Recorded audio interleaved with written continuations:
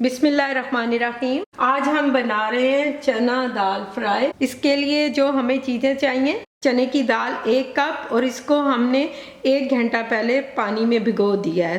Oil 1/4 cup, 1 प्याज, 3 से 4 टमाटर, 2 ग्रीन चिलीज, 3 से 4 dried red chillies, ginger garlic paste 2 tablespoon mix.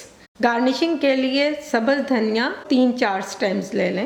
1 teaspoon नमक, 1 teaspoon red chilli powder, half teaspoon हल्दी powder, 1 teaspoon खुश्क धनिया पिसा हुआ और half teaspoon cumin seeds whole या क्रश।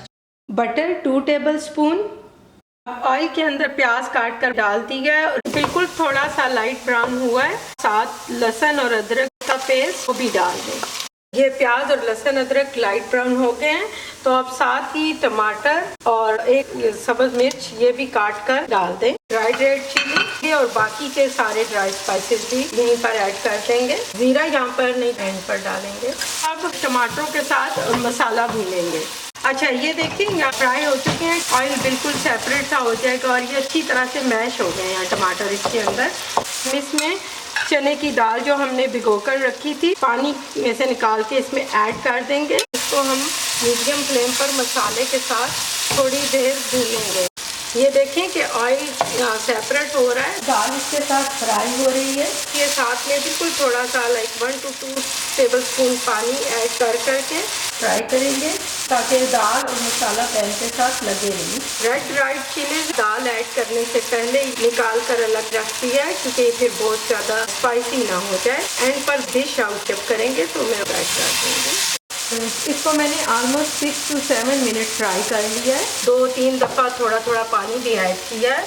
दाल अच्छी तरह से भुन चुकी है। ये देखिए साइड्स पर से ऑयल सेपरेट हो रहा है। बस अब इसी का पानी ऐड कर दें ताकि ये दाल गल जाए, ना हो कि दाल डूबी हुई हो। अब ये डिपेंड करता है कि कहीं पर दाल जल्दी गल जाती है और कहीं देर लगती है। ये बॉईल आ गया, अब इसको मैं थोड़ा सा स्टिर कर लूंगी ताकि दाल पैन के नीचे से अलग हो जाए। इसको कवर करके हीट को बिल्कुल लो पे कर दूंगी ताकि ये घुल कर पकती रहे। किसी चीज को अगर गलाना है तो वो हाई फ्लेम पर नहीं गलती है, तो आप फ्लेम को बिल्कुल लो करके पकाएंगे तो फिर चीज जल्दी गल जाती है।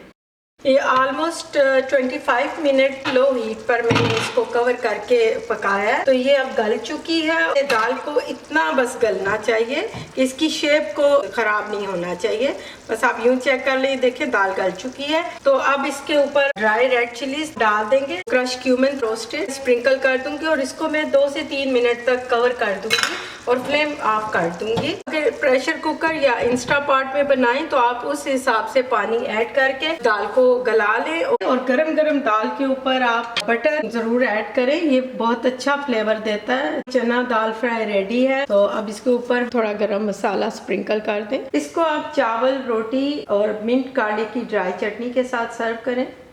आप भी बनाएं, बहुत अच्छी बनेगी और इंशाल्लाह आपको पसंद आएगी।